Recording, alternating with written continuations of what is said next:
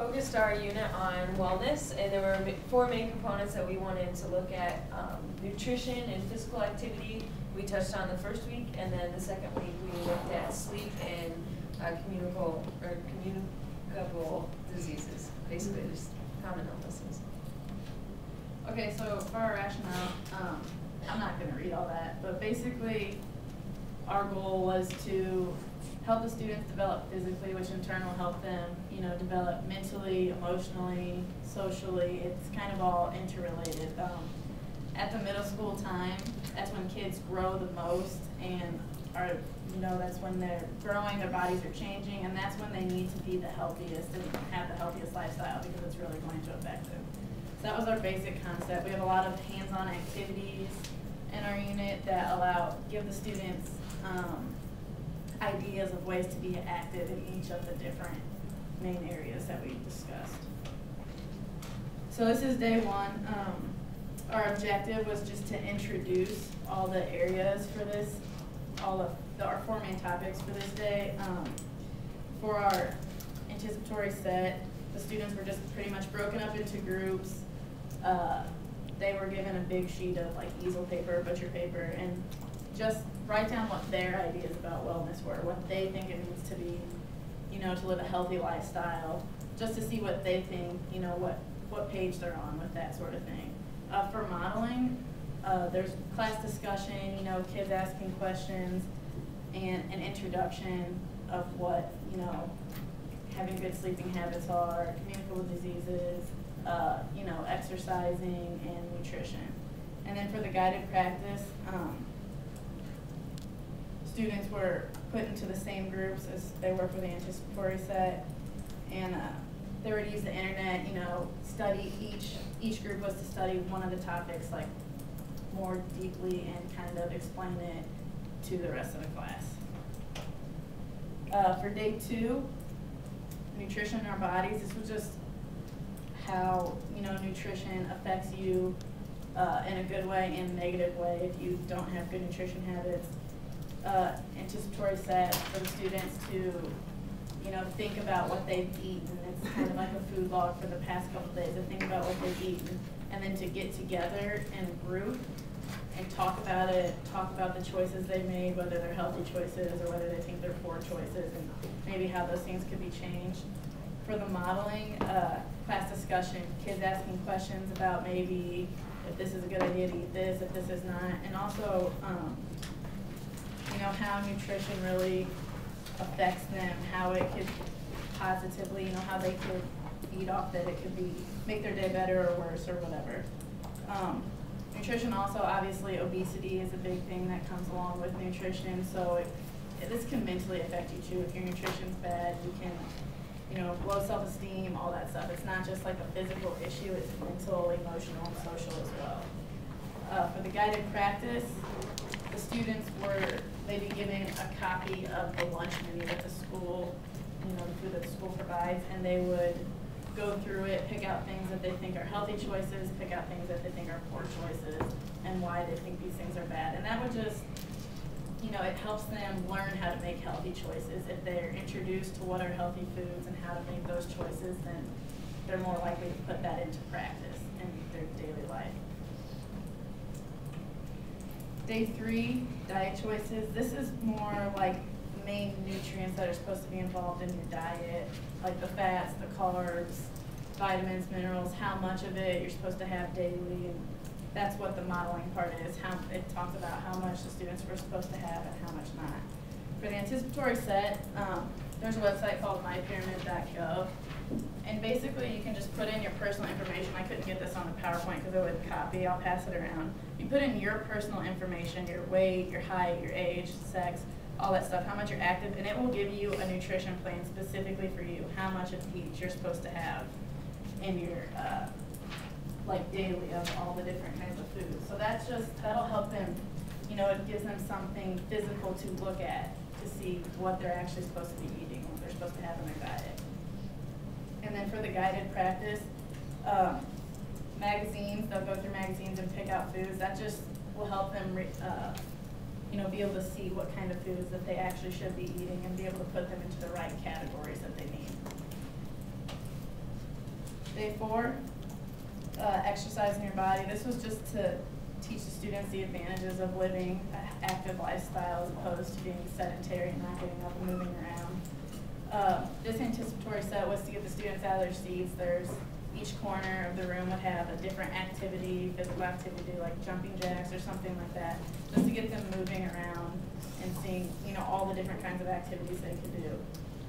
Modeling would be a discussion on why exercise is important for daily life, not only physically, but mentally. If you don't exercise, you can just be mentally drained, go to class, just be tired, physically, obviously, tired, and emotionally, you can just, obviously exercise plays into the obesity thing as well, and emotionally, you can just be down on yourself. Guided practice, students will get with a partner and research one of the major risks of inactivity. This can be like one of the major diseases that can come from being inactive, like diabetes or cardiovascular disease or something like that. So they know they can actually get a look at how serious it can be if you don't live an active lifestyle. And then day 5, this is teaching students how to set exercise goals. A lot of the problems that people have is when they do decide, I am going to be active, I am going to get out there and work out. They set goals that are just completely unattainable, and they stop doing it immediately because it's something that they're never going to reach. This is, there's a thing called the physical activity pyramid. I think I have an example on the next slide. It shows you different kind of activities, how often you're supposed to do it. It gives you different ideas and stuff like that. And this will just help them see actual activities that they can be doing. It doesn't have to be going and getting on the treadmill. It can be activities like doing yard work. Like that kind of stuff is being physically active too. For the anticipatory set, they just look at their past week and see how much they actually have been physically active or how much more they could add of that into their daily routine. And then the guided practice, there's this physical activity game. So this is the physical activity pyramid. It just shows you how much of what you're supposed to have in your life.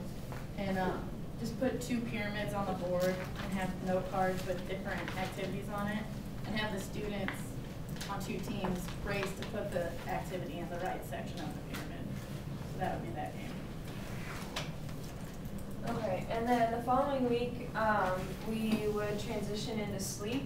And the first thing, the objectives for the day would just be for the students to look at their own sleeping patterns, evaluate their habits, and maybe learn the effects of inadequate sleep in order to motivate them to make some changes. So in order to reach those objectives, we would begin with a journal entry where students would just kind of think about the last time they didn't get enough sleep and what activities they did the following day, how they felt as they were doing those activities, maybe how their sleep the following night was affected. So just kind of journaling through that, and we would eventually work that into our group work discussion.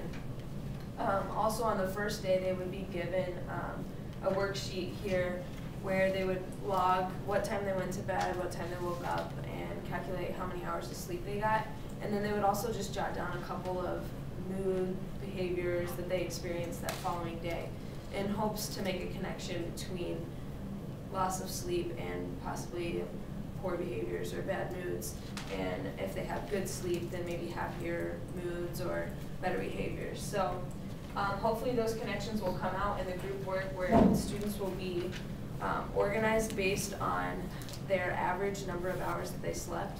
So basically we would take all of their data, they would figure out their average numbers of slept that week, and we would put it in an Excel document and organize it.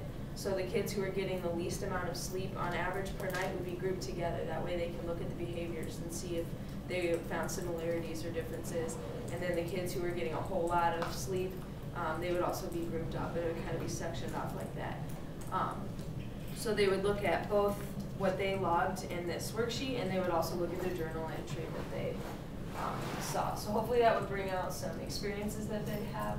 And then after that, I would go into some effects that I adopted from Garzino.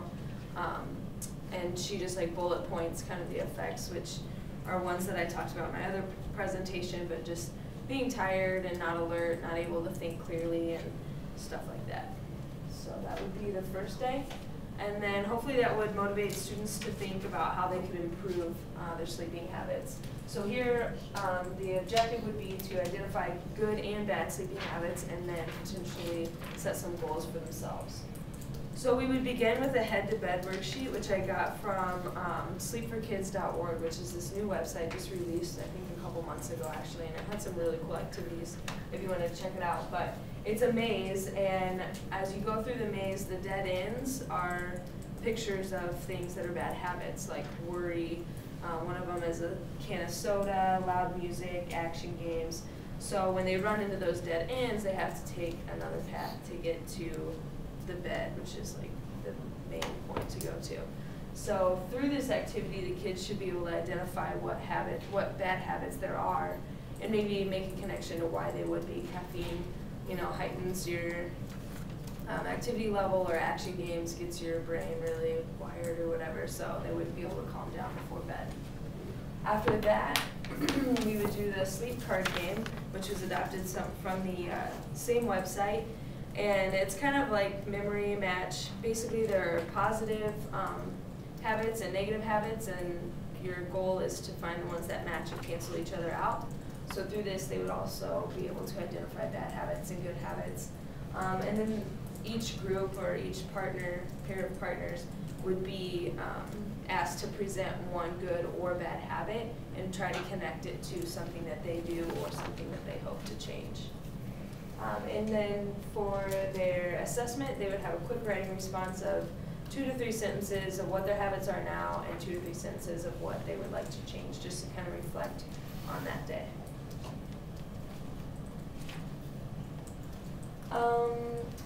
Okay, so after our couple days of sleep, we would switch into diseases and ways that they can be transmitted. So we would start this first day on just knowing the common diseases that kids come in contact with, which I've wanted to focus on a cold, flu, hepatitis, mono, and strep throat, which are probably the most common ones that you'll run into. And so we would first start off with a game that I kind of randomly came up with, was What Am I? And I would just list off kind of characteristics about germs, and the kids would be led to be thinking about germs, which in turn would think about pathogens, which are just germs that cause diseases. And then that would bring us into the diseases, and we would just discuss what those diseases are, and then they would be split up into groups and think about their personal experiences with those diseases and write them on some big poster papers, kind of the symptoms or how they felt. And then once all the groups have a couple of symptoms written up, we would go around the room. I think we've done this in some of our education classes, just like go to the next poster, add 1 or 2 symptoms that you can think of, and until we get kind of a good list for all of them. And then finally, their homework for the night would be this game called Achoo, I Got You, and it was adopted from Meeks 2003, and it was kind of interesting. You give every student a note card, and 5 of the note cards have diseases on them, the 5 that I mentioned. And then anytime the students see a student from or like a classmate outside of the class, they're supposed to switch index cards. And then the kids have to keep track of what diseases they come in contact with.